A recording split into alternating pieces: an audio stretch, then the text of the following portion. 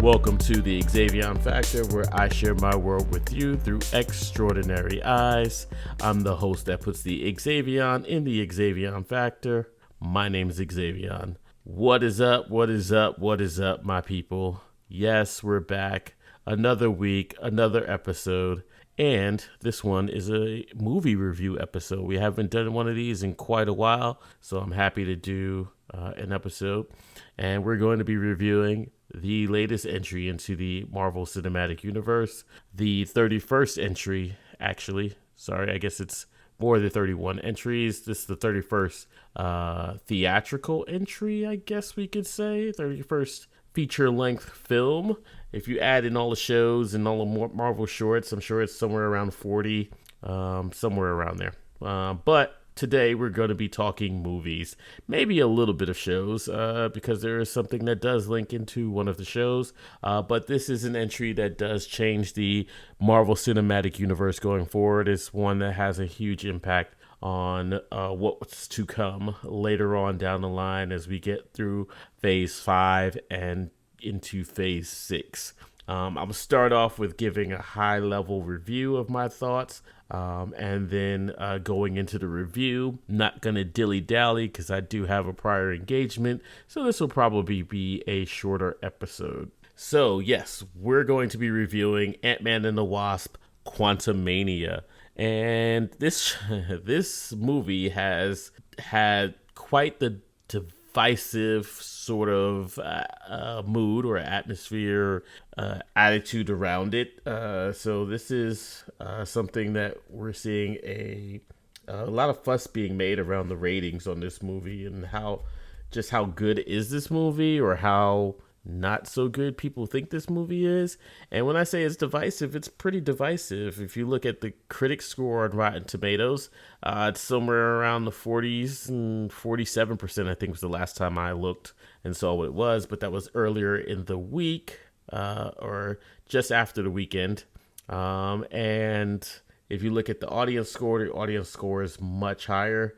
Now, who's to say? We know Marvel fans have a habit of either review bombing or review pushing movies, and people have their bias and their favorites, which is okay. The only time it's not okay is when people act like jerks about it. But we're going to be reviewing this movie, and I'm going to give you my thoughts, my honest and humble thoughts, and it will be the most accurate review you've ever heard. And so this is going to be spoiler free. Not spoiler free. This is going to be spoiler filled. So yes, if you have not watched the movie yet, I suggest you stop this podcast right here. Go watch the movie, then come back and tell me how right I am, because I will be correct. If you I'll get to it at the end. So let's start off giving you my high level thoughts. So as I mentioned, this movie has a very wide range of opinions and divisive views. I've seen people say that it is the worst, or heard people say that it is the worst Marvel movie or worst MCU movie. I cannot abide that and do not agree with that at all. Especially after that movie that shall not be named, because I said I was going to stop beating up on it. But it seems fair here. I just don't see how anyone could have said that movie. Everyone has their subjective opinion about things, and good is subjective to everyone. But yeah, I cannot abide by this being, someone's calling this the worst MCU entry. It's not even close for me. But yeah, so high level thoughts. I thought it was a decent movie. Was not great by any means. It was good, not great. There were some great performances in the movie. I will get to those. But I think overall, I think it was back to the standard Marvel formula. We've seen a lot of departures recently when it comes to the MCU and how they're doing their movies, with such movies as the movie that shall not be named, that had sort of more of a very unserious, almost spoof-like genre to it, or a feeling to it. It was more like a spoof movie versus a movie. It just didn't feel like it didn't fit the tone of the rest of the MCU as I know it. And I just don't know if that fit the character. Yes, that movie that shall not be named was a departure, as well as a little bit of Doctor Strange and the Multiverse of Madness. That felt like it was more so a trying to be a horror movie, maybe a super soft horror. The MCU has experimented a bit. Shang-Chi. Shang-Chi was also a little bit of a departure for it's going for more of a kung fu movie type of feel and vibe to it. So this felt more like it was back to the standard sort of tone for MCU, and it wasn't. Like I said, I enjoyed the movie. Is it one of my favorites? Is it one of my top 5 or top 10? Probably not. Definitely not. But I don't think it was a bad movie by any stretch of the imagination. I think there were some bad things within the movie, and some things that just didn't feel right or didn't fit right. But overall, I would say this is a definitely it's probably mid-tier MCU movies. Okay, so let's get into it. I'm gonna talk spoilers again. This is your last spoiler warning before I go into spoilers. So spoiler. Give you time to stop the show if your hands are full or busy. I'm gonna talk really slow. Okay, you're past the point of no return.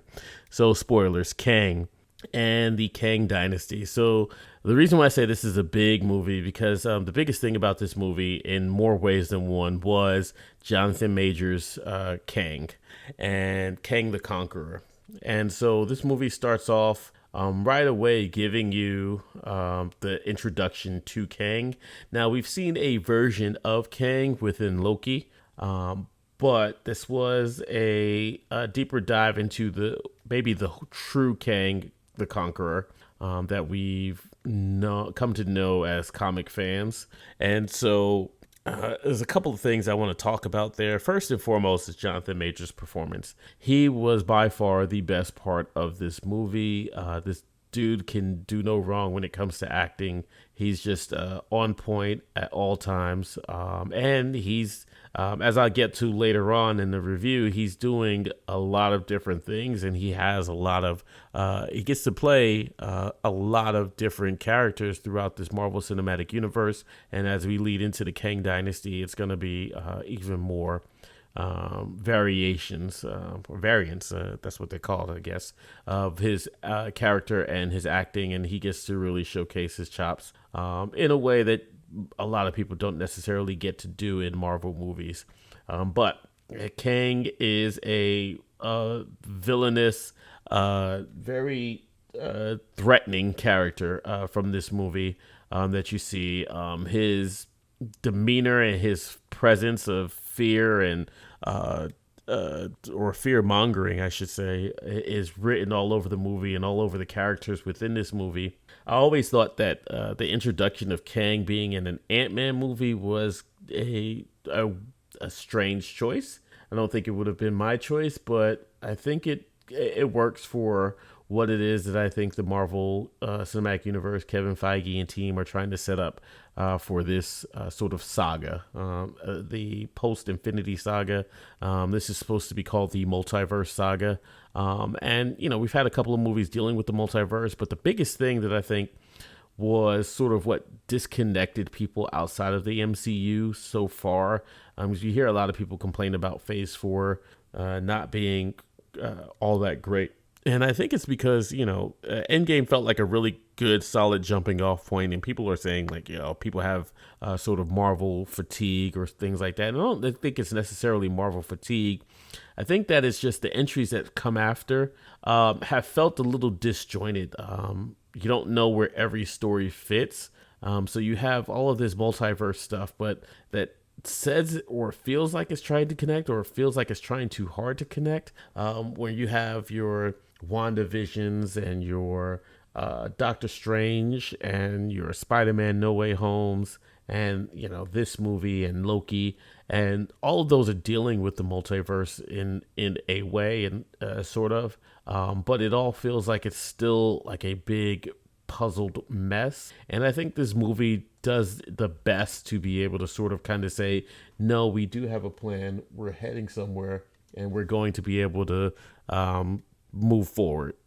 So what I mean by that is that this movie does lead towards what we're used to in the Marvel Cinematic Universe, where we have a clear villain established, or clear connective tissue with a plan. When it felt like the events of No Way Home didn't really seem to affect the events of Doctor Strange. We didn't know how strong the consequences of Doctor Strange, or we didn't understand, like, there wasn't any direct tie back to the consequences of what Doctor Strange did in No Way Home, to be able to say that, nor Loki, so we're still trying to figure out like what was going on with the multiverse.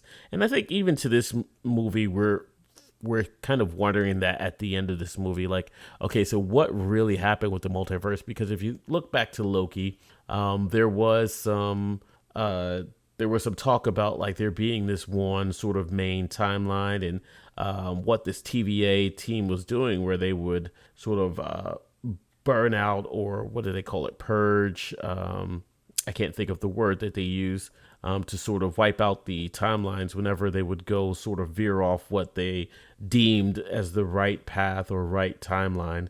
And all these variants would emerge and disrupt. So even there, like the whole multiverse concept is kind of confusing at the beginning of everything, or it just on its own, it's really confusing, and you're trying to confuse it a little bit more by saying, hey, the multiverse doesn't exist because we have one timeline, because we destroyed the multiverse, or so to speak, and we've only created this one timeline.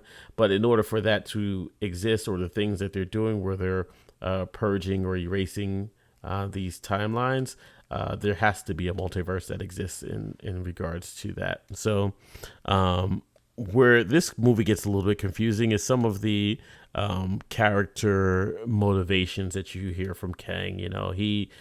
So it turns out he's trapped there in the quantum realm, where Janet finds him. He's sent there by the other Kang variants. Now, where I think we could have used a little bit more backstory or connective tissue, is to kind of maybe refer to the events of what happened in Loki, to be able to say, yes, because this happened in Loki, this is why all of these Kangs banished this Kang here. Because if you remember, the Kang variant, He Who Remains, discussed he was the one that won sort of the Kang war, and his timeline was the one that was allowed to, so I don't know if allowed, but he fought to be able to make sure that his timeline remained. I'll come back to him more on that. But getting back to Jonathan Majors' performance, Jonathan Majors was, as I said, he was the crowning achievement of this movie. His fierceness and tenacity in certain scenes, as well as having where he had to sort of gain people on his side, having the bit of charm that he had, where he charmed Janet Van Dyne into helping him to complete his sort of timeline multiversal engine, which was sort of the big MacGuffin of this movie. So let's talk about that a little bit more, because the second strongest performance, I think, in this movie was definitely Michelle Pfeiffer and her Janet Van Dyne.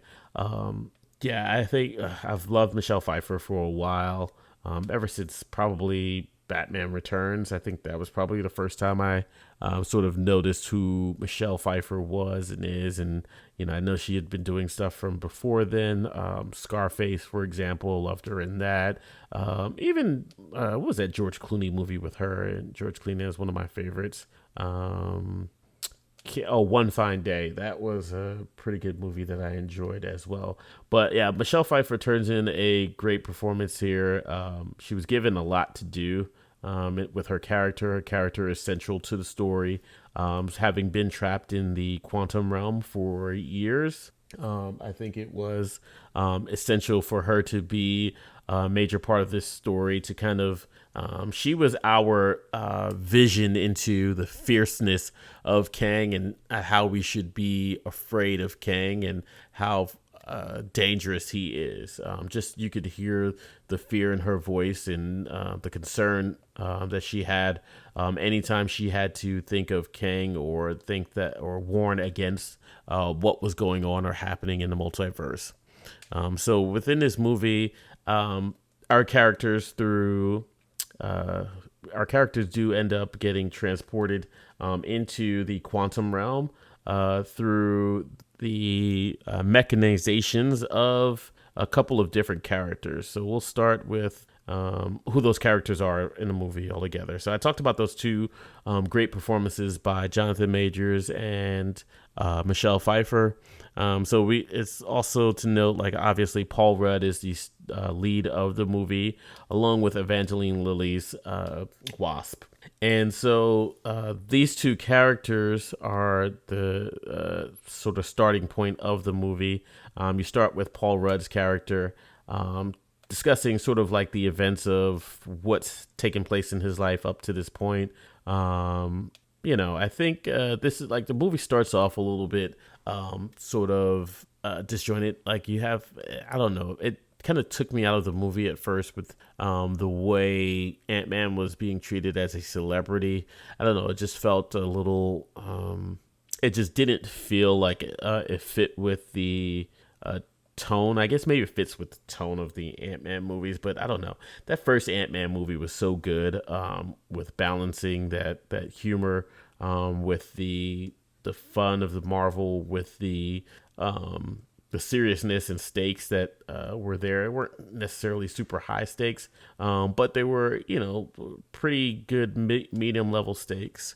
And so we start off with Ant-Man being the lead, and followed by other characters. So you do have, as I mentioned, the Wasp. Hank is there as well in this movie. Michael Douglas is turning in a performance that's not awful, but it's not top notch. It feels more like they weren't giving him as much to do.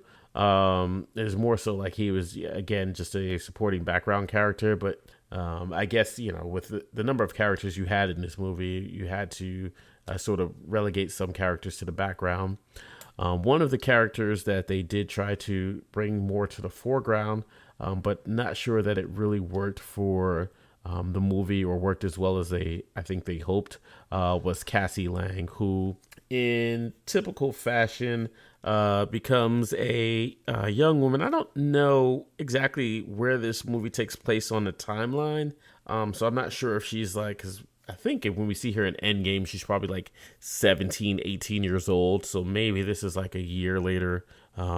If we go by, the movies are all going in order except for the ones that explicitly have been said not to. Let's say this takes place after Wakanda Forever, which took place a year after, at least a year after the sort of Endgame events, and Spider-Man No Way Home, which was like maybe months after. So all that being said, I think we're probably a year to 2 years out from Endgame. So Cassie's probably about in her 20s, maybe early 20s, like late 19, 20 years old, somewhere around there, right? And so we're given this character who's very much, for as much as they built the character up in the earlier movies, I feel like there wasn't enough there to kind of show that this was the same character or give progression to the performances by Emma Furman, who had very small role in Endgame, but it felt like a strong performance in that small role in Endgame, as well as Abby Ryder, I keep wanting to say Strong, cannot remember her name, but it's an interesting thing to think about that now that we're 5 years out from when Ant-Man and the Wasp, the second movie, took place, now that the Abby Ryder is actually the same age as Emma Furman was playing in Endgame. So It's a weird sort of parallel to think about. But getting back to Cassie Lang, who was played by Catherine Newton. She's the latest character or latest actress to take up the role of Cassie Lang. And again, as I was saying, I just don't think they gave her enough growth from who I think the character as a child, Abby, was so charming with that role, and there was such a huge connection between her and Scott, or her and Paul Rudd, as they're acting as father and daughter. And even in the small amount of time that Emma Furman did get, it was very powerful, and I felt there was a lot of chemistry.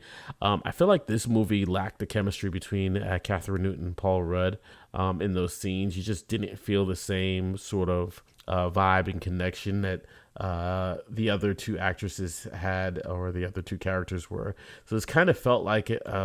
I think if you're going to change actresses, you should try your hardest to keep the characterization the same.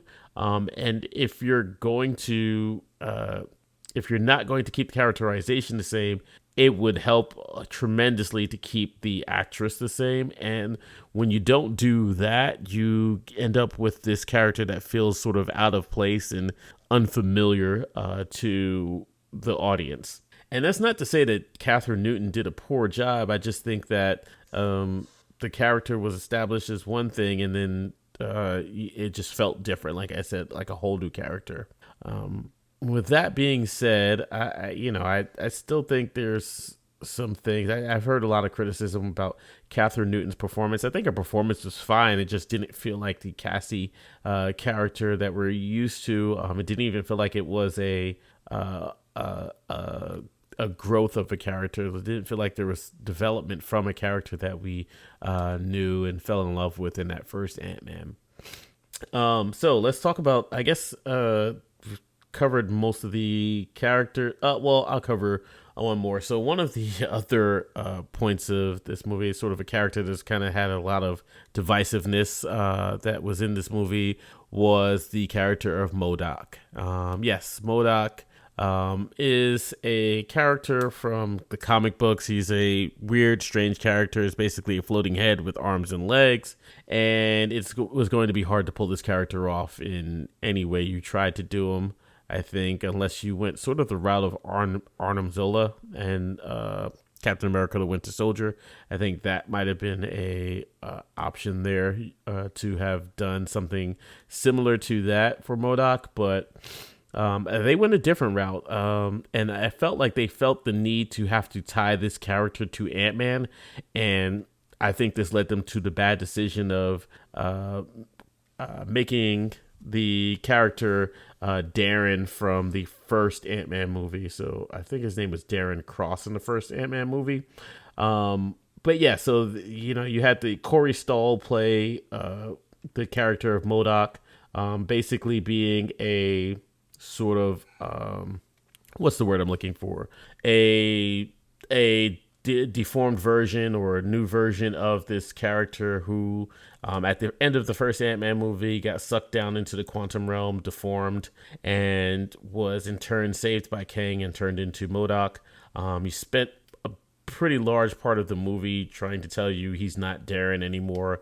It felt a little bit too cliche for me to say, oh, I'm not Darren anymore, I'm MODOK, just to establish that this new character is someone else. But we've known this character as Darren from the first Ant-Man movie, and to all of a sudden make people say like, oh, this is MODOK, and treat characters within the movie and even characters outside of, the audience, to act like, oh no, this is MODOK and not Darren. It just felt like you were making things unnecessarily hard on yourself, because there's not really a way that we'd feel like this guy was MODOK, so to speak.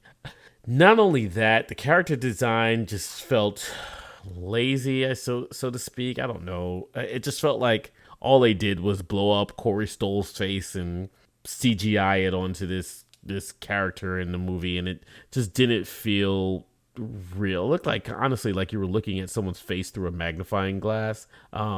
it was going to be hard to do MODOK in a movie in live action either way.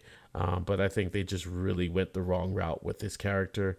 I do think that maybe this is probably one of the only MCU movies we could have seen a character like MODOK in.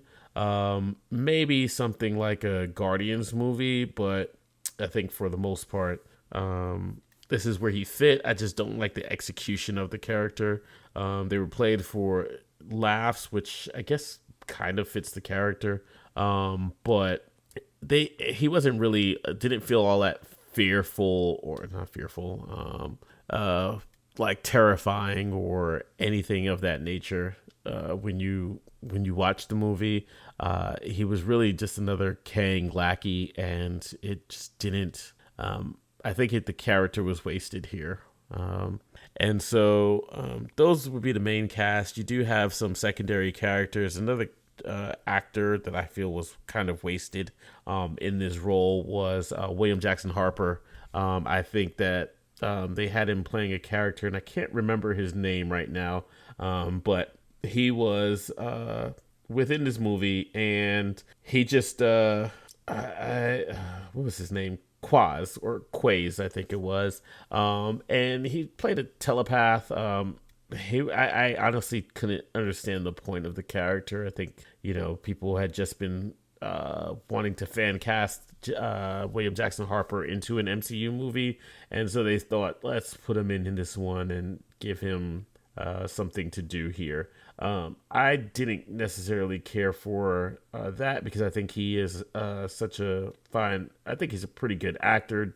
I think he could have had a bigger role. I know a lot of people fan casted him as Mr. Fantastic or Reed Richards, but he just, obviously that's probably not going to happen now because he was cast as this character, but who knows? Things could change. But I think it was just someone saying, hey, this guy is popular, let's get him in a Marvel movie.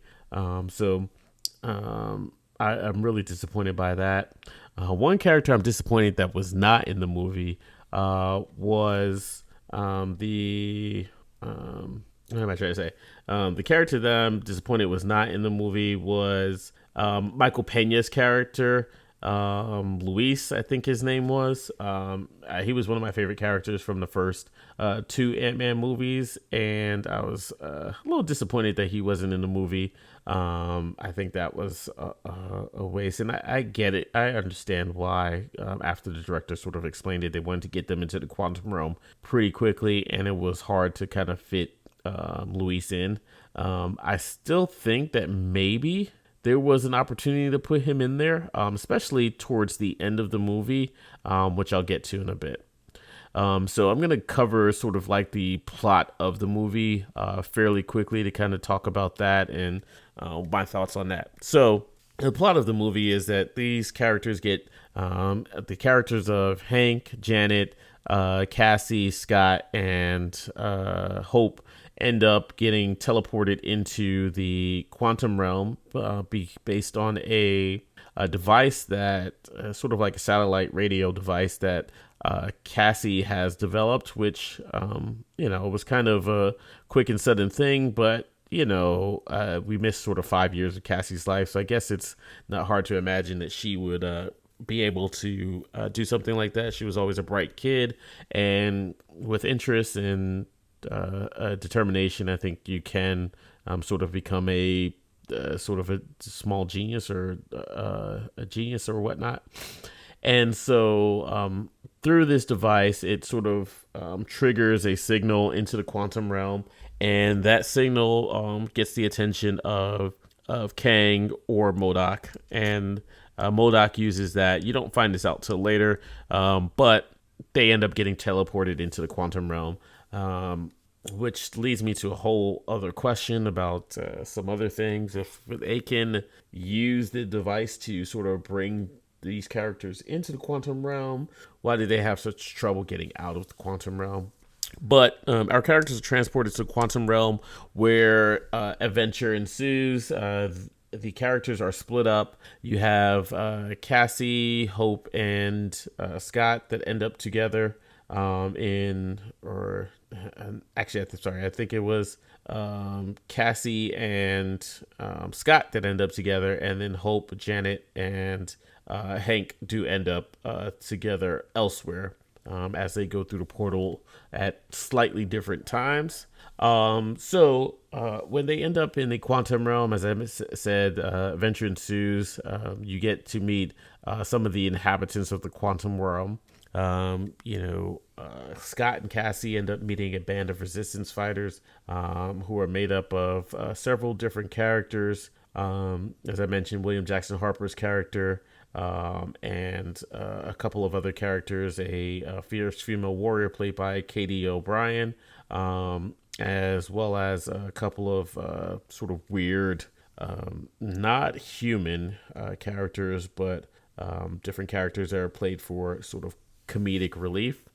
Whereas on the other side, in a more dire situation, Janet is now sort of kind of warning against or warning about the dangers of being here in the quantum realm and hinting at the danger of Kang. And the relationship between Hope and Janet is kind of weird and juxtaposed to the relationship that Hope and Hank had in the first movie, and Hope and Janet had in the second movie. So sort of like at this point, Hope seems kind of frustrated with the fact that she doesn't know much of, like, her mom is not talking much about her time in the quantum realm, and that she doesn't know sort of what's gone on, and she's missed 30 years of her life. And Hope really holds a grudge, doesn't she?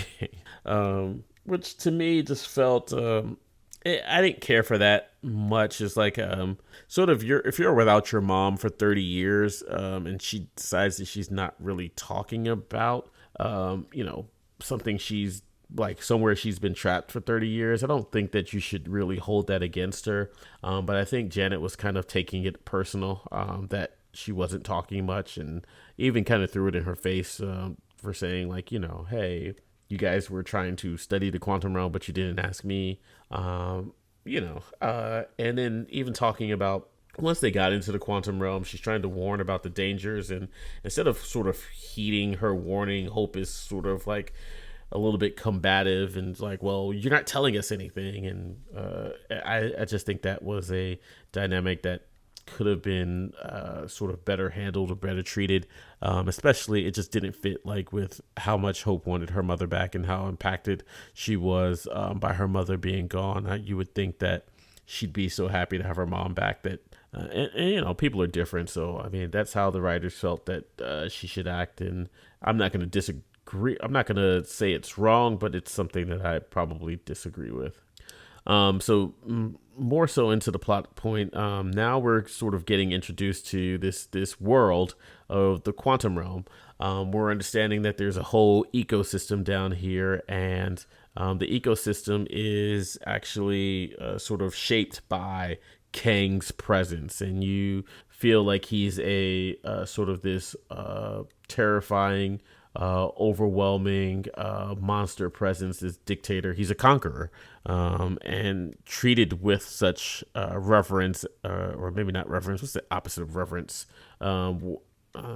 Just feeling of terror and hate and disdain, sort of like the Emperor in Star Wars, or other such characters that come and conquer. And so we get a little bit of a backstory of Janet as she's navigating Hope and Hank through this world, and they're learning a little bit more about like Janet having an actual life down here versus sort of what we believed was the case in the second movie, where she was just lost and just lost to darkness and everything. Like, she had a whole life down here, and we're learning a little bit more about that. I saw people complaining online about sort of some of the plot devices, like the communication, and those are things that I think about too. Like, how are these people that are in this quantum realm that have, I mean, outside of Janet, have never, like, just think about our planet for a second. We have like hundreds of different languages and dialects on the surface of this planet. So what's to say that everyone underneath is going to be speaking English? And that always bothers me about certain movies and things. Like even I remember watching a movie years ago about was like something BC. I can't remember. But it was like it was a movie about like cavemen basically, and they're all speaking like English, and they're not like English. They're like speaking proper like from European English, and so it was just always funny seeing that. It always bothered me when characters would do that. So I'm not at all upset with the plot device that hey, you drink this sort of magic potion and you can understand everybody, and everybody can understand you here, because it kind of kills sort of that bird. And I mean, this is a world where a man shrinks and grows, and a woman shoots little lightning bolts out of her hand. I don't think it's a stretch of imagination to be able to say like, yes, this potion that makes you able to sort of understand these other characters and whatnot. Yeah. So in this, so there's a couple two storylines sort of going along. You find out that Kang is actually looking for Janet. We don't know why to this point yet, but we know that these resistance fighters have been running from Kang and sort of trying to fight Kang, but not necessarily successfully fighting Kang. And so this is the team this is the group that Scott and Cassie meet up with and sort of learn a little bit more about what's the what here in the quantum realm. Whereas Janet is leading Hank and Hope to sort of identify resources to be able to find Cassie and Scott.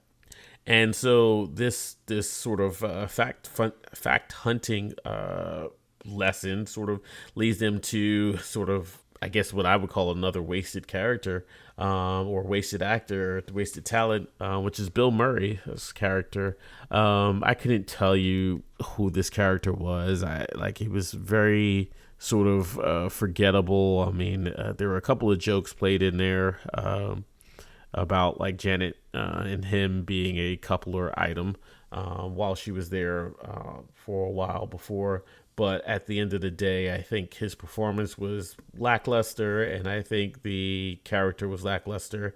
Ended up not being or amounting to much, as he dies like probably 5 to 10 minutes after you meet him, if even that long.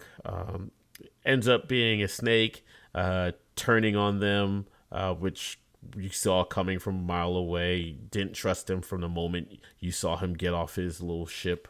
And actually ends up trying to turn them in and take them to Kang. But it is a plot device that ends up giving Hope, Hank, and Janet a ship to be able to navigate this quantum realm with.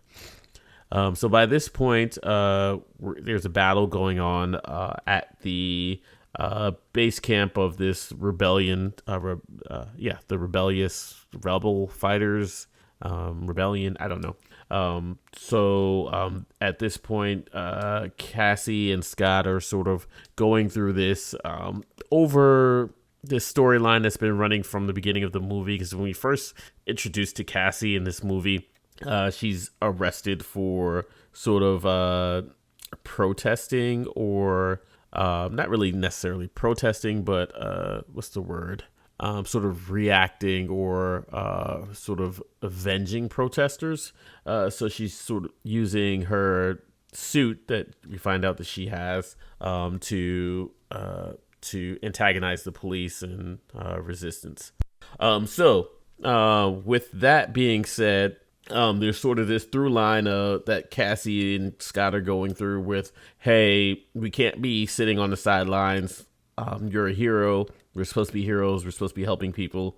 Where Scott sort of is in that, again, very cliche, like, oh, I just want to protect you, my daughter, keep you out of harm's way, and not have you go through sort of some of the same things that I went through and whatnot. And even though I don't know that he knows that she's capable of using the technology and being able to handle herself, but it's a typical sort of father-daughter relationship of, like, do as I say, not as I do sort of thing. And Scott wanting to be more towards the sidelines. He's not really that character that he was in the first two Ant-Man movies, where he's jumping into well, maybe not even the first two, maybe the second movie. I felt like he was more so. I get not thinking about that. He's probably always a reluctant hero. The only time it felt like he was not a reluctant hero was jumping into the battle in Civil War for Captain America. And I guess and I guess Endgame and his work there. But so the work there is being Scott is trying to keep his daughter safe, and she's trying to push him to be a hero, help people, and Scott's just wanting to stay out of it in order to keep Cassie safe. Which, how we all know, ends up going down is that he has to somehow join the battle anyway. So at this point during the battle, they do end up getting captured by Kane's people, and they get taken to Kang. And this is where we're sort of like given the full introduction to Kang as he is, and one of the coldest lines ever. You have Scott Lang doing his Scott Lang thing, where he's sort of like in that, I am being serious, but I'm going to have a not serious tone, and I'm going to say and do things that will be a little bit sort of taken lightly, but not very threatening at all, but try to sound threatening. So when he talks about like, hey, I'm an Avenger, I've called the other Avengers and whatnot, and Kang says something along the lines of, you're an Avenger. Have I killed you before? Which is, it's pretty cool. I just felt like that's that's part of that fear mongering, that terrifying nature that he has. And Jonathan Majors just delivers a great performance in this scene, and he's sort of trying to convince Scott. And I thought when we saw the trailers for this, he was going to try to convince Scott that, hey, I'm a good guy. And no, I think he wasn't necessarily trying to say like, hey, I'm a good guy. He was pretty much saying like, hey, do what I need you to do, or I'm going to take you out, take your daughter out. So yeah, there was that horrifying nature to him. Like, hey, I'm about business, and he quickly shows by showcasing his powers that he has through his technology. For those of you unfamiliar with Kang is a character from the future who uses super advanced technology and his genius brain to sort of be sort of this super powerful being and threat to the Avengers and other teams and other characters. And so, yeah, it was definitely felt that way, which is one of the reasons why I felt it was strange to have him be in an Ant-Man movie, because how does Ant-Man take out Kang by himself? So the plot device is that Kang is trying to get out of this quantum realm. He was trapped here by the other sort of Kang variants because he was burning out, destroying whole timelines, or so we think, and we're led to believe. Because also at this point we do get some backstory from Janet about her first meeting Kang and how they were friends at first, or at least she thought, and he was very concerned and sweet. He explained how he was trapped there, and then she was helping him to fix his sort of multiversal engine. They repair the engine, and through another sort of convenient plot device, when she was installing the engine, his ship is sort of a link to his mental thought. It's run off of his mind, or connected to his mind, and she, touching it, kind of got glimpses into his mind and his past and his history, and she saw what she believed to be Kang killing, murdering hundreds of billions of people, killing whole timelines, and he explained as much. Now, I think there's something else here, because as later on in this movie, we do see that there is he does ask her a question like, what exactly did you see? And she never answers, which leads me to believe that maybe what she saw, or what we think she saw, wasn't necessarily what she believed it to be, or what we believed it to be. Which leaves more questions to be answered later on down the line. And we'll get to that. And I'm going to try to speed through this next bit of plot. a little bit more quickly. So that scene led to Janet realizing that Kang wasn't a good person. She runs off with the multiversal engine, but Kang, by this time, because his ship was powered up, he was able to generate his suit, which gives him his abilities, and he was able to catch up to her fairly quickly. And basically, at this point, she could not really do much to sort of take him out. So what she does is she sabotages his engine by, I don't even know what she did. It was more so, did she blow it up? When I say blow it up, I mean like Honey, I blew up the kids, not like blew it up like a bomb or something like that. But she sort of used those sort of devices that make people shrink or grow, or those little things from Ant-Man where you shoot it at something and it makes it shrink or grow. So she threw a whole bunch of those into the engine, and it kind of blew up. So it's like super huge and all in pieces and whatnot, whereas the core of it is super small. So it was like some pieces were bigger, some pieces were smaller, and so there was not really any way for Kang to, without the Pym particles, to be able to retrieve his core. So he was, in essence, trapped there until, where we are today. So Kang is wanting Scott to sort of use his Pym particles and his abilities to retrieve the core and put it back together so that he can take his ship or multiversal traversing chair and leave the quantum realm, with promises of timelines where people get sort of the things that they want. Like he promises Janet, you could be with your daughter again. You could have never lost time, and pretty much promises Scott the same thing. I never thought about that parallel, but yeah, he uses both of their daughters against them, and uses them to try to get what he wants and manipulate them into getting what he wants. So Scott ends up retrieving the core, just because of, Cassie was threatened, and he retrieves it, hands it to Kang, and instead of Kang just immediately using his ship to go, he does again super convenient plot thing is he has to build this thing where he makes it so that his whole sort of tower base or wherever he is can travel through the multiverse. So I guess maybe the idea is that this makes his job that he's trying to do with blowing up timelines faster. I don't know. It seems kind of unnecessary if your whole goal is to get out first and figure out the rest. But no, so this takes a little bit of time to be able to do, which gives gives the hero characters enough time to sort of raise an army against his army, as well as build a resistance from within. Cassie ends up getting free using her suit and powers, and freeing some other resistance fighters that had been captured earlier in the movie with Cassie and Scott. And then so this is where like sort of that third act battle comes in, that you always have in these MCU movies, where it's like a bunch of characters fighting a bunch of other characters, and you're getting like this big bad versus big good fight.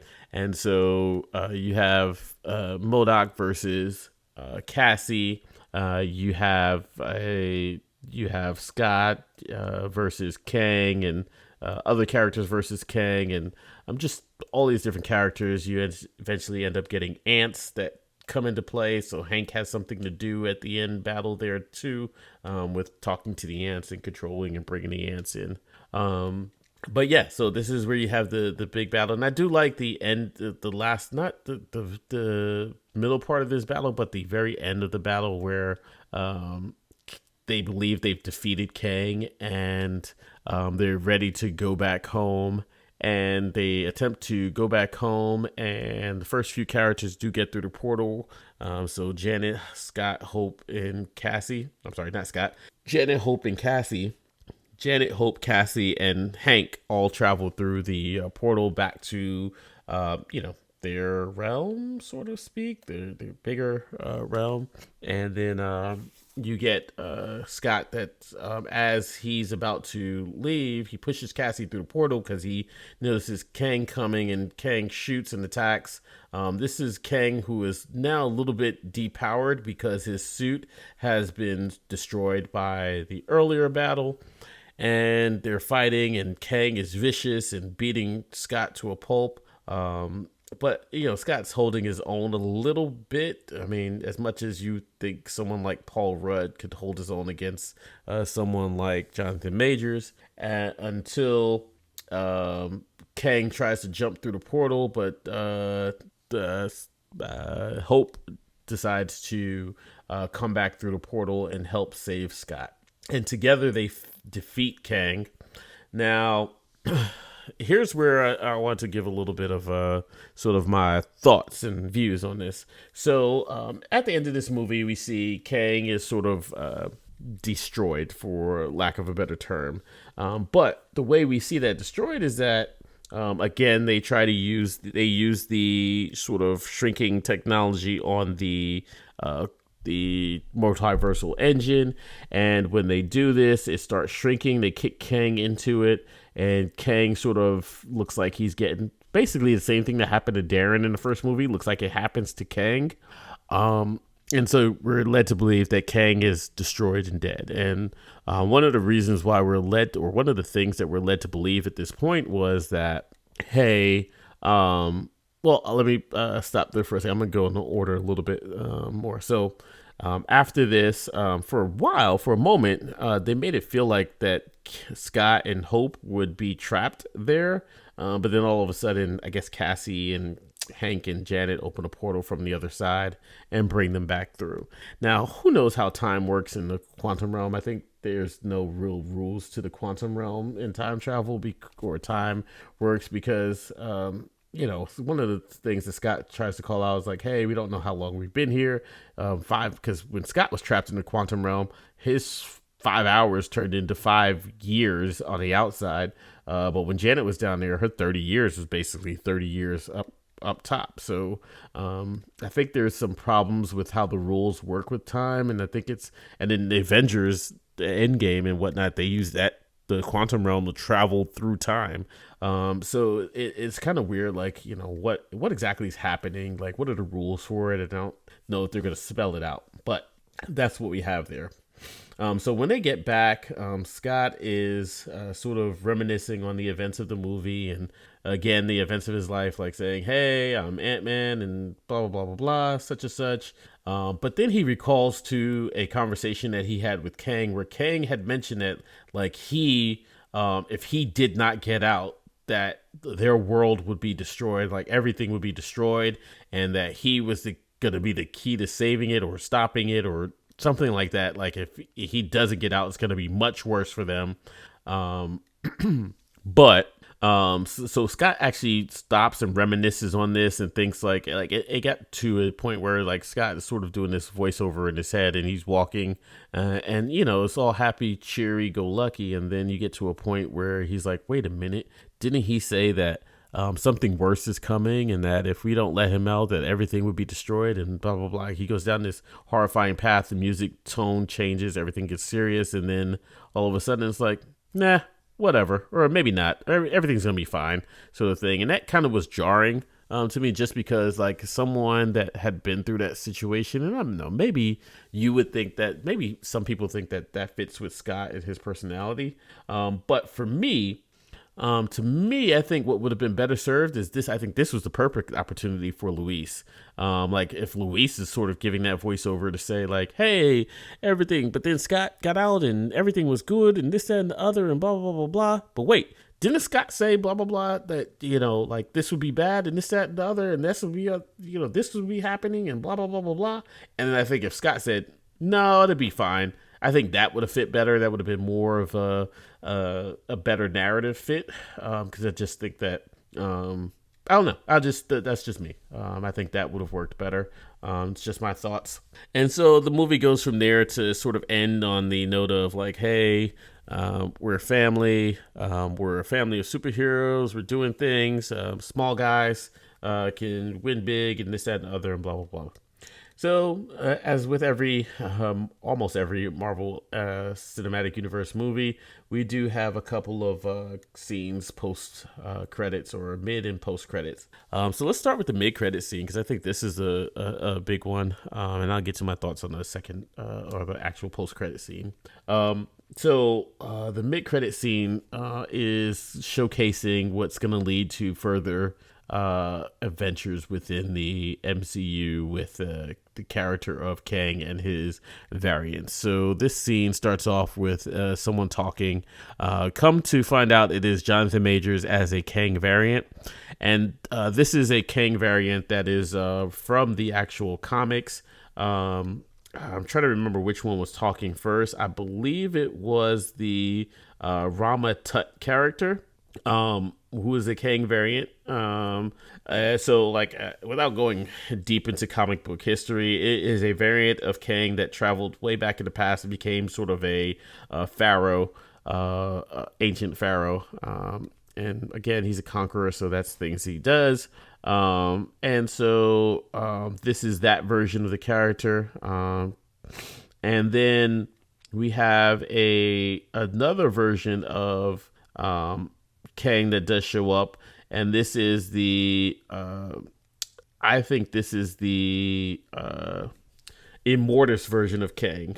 So this is again another version. This is all in the comic books as well, where you have a character of Immortus. This is more so like he looks sort of like, this is the character that looked more like a excuse me, like a sort of a, I want to say if you're familiar with the Mandarin from the comic books, he sort of looked like that, sort of like a old kung fu movie, sort of. If you're a fan of Showdown in Little Tokyo, or what's that? Maybe it's not the movie. Chinatown. I can't think of the movie, but it has Kurt Russell in it, and it has the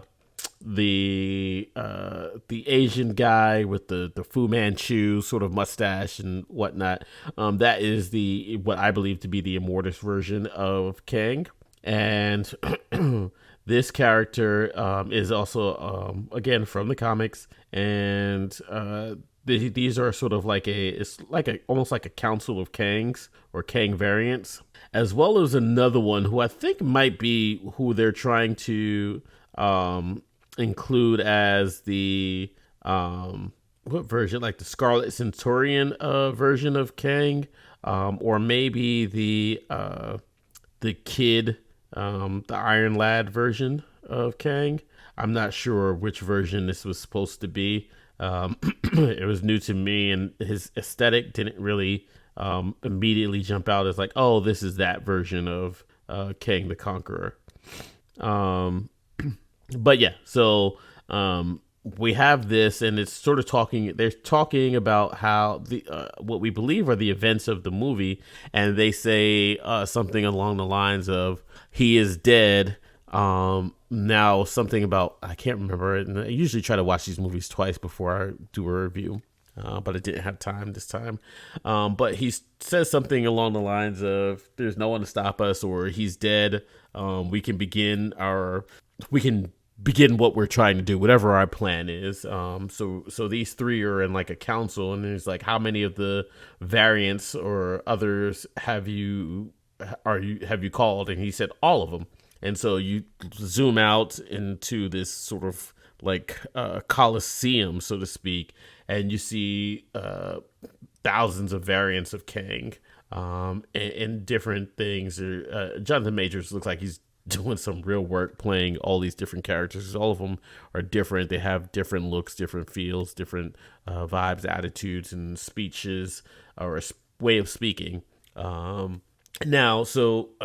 This led everyone to believe that the Kang from the movie, who I loved, like 100%, no doubt, within this movie, was dead, and that they were talking about that Kang. But what I think they actually were talking about, and this is going to tie back in, I don't think they were talking about the Kang from the movie, because I don't think the Kang from this movie was dead. I still think that he's the main Kang that we'll be seeing again in the future. I don't think he was dead. I think he was shrunk down to an even smaller size to where he could be less of a danger to everyone. But the Kang that I think that they were talking about, or the variant that I think they were talking about, was from Loki and He Who Remains. Because if you think about it, if you rewatch I still have to go back and rewatch this last episode of Loki. But if you watch that last episode of Loki, he says to a point that I don't know what happens beyond this. If you kill me, it's going to open up everything. It's going to free these timelines and free my variants to be able to do what they need. So when they say he is dead, I think they're talking about when Sylvie from Loki kills He Who Remains.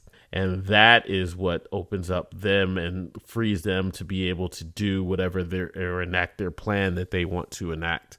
That's my thinking on it.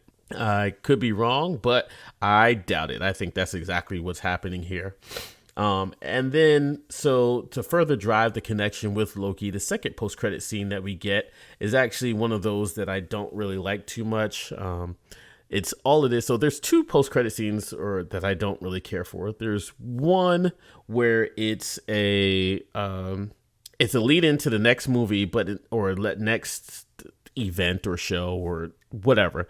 But it's not really a lead in. All it's doing is showing you a scene from the next entry or next connective tissue sort of thing, so to speak. They did this with the end of Ant-Man. I guess both Ant-Man movies. They did the end of Ant-Man, the first one, where they showed a scene from Captain America Civil War. And then they did it with this movie where they show a scene of they did it at the end of the first Captain America movie as well, where they showed a scene from the Avengers. And then they did it from this movie where they showed a scene from season 2 of Loki. I'm pretty sure we're going to see the same scene again. But the scene is basically you see a sign sort of like in the 1800s, late 1800s, early 1900s. You see a scene of Jonathan Majors playing a character, Victor Timely. And if you're a fan of the comics, you'll know that Timely Comics was a precursor to Marvel. You'll see a sign that says something about Victor Timely, a marvel to behold, or something like that. And you see Jonathan Majors playing this character of Victor Timely, and he's talking, and then all of a sudden you see Loki's face, and he's horrified, saying, that's him. That's basically Kang, and he's trying to convince Luke Wilson's character, whose name I'm forgetting. I can't remember his name from the show because I haven't seen Loki since it first aired. But anyway, this is the scene that it shows, and then it cuts off after, they're looking after, I guess, Loki's looking horrified, and Jonathan Majors says he doesn't look like much, and he's like, "Are you sure?" But yeah, so that's the movie. Overall, I'd give the movie maybe a C+. I don't think it's as bad as everyone thinks. Not everyone, but as critics are making it sound. I don't think it's a great movie, but it does have some great performances. Namely, Jonathan Majors was fantastic, and Michelle Pfeiffer was doing some really good work there as well. That being said, that is the end of my review. Did you enjoy the movie? If you did, let me know. You can reach me at Xavion at thexavionfactor.com. I would love to hear from you all. Don't forget to rate, subscribe, and review my show. I'm on all the major podcast platforms. I'm on Stitcher, Spotify, Apple Music, or Apple Podcasts, Android Play, or is it Google Play? I don't know. I don't have an Android. But you can also reach me on Twitter if you want to interact with me. On Twitter at PR1MEX, as well as on TikTok now. You can find me at the Xavion Factor on TikTok. I thank you for listening, and I hope you have a great day. Go ahead and read some comic books and tell me what you think.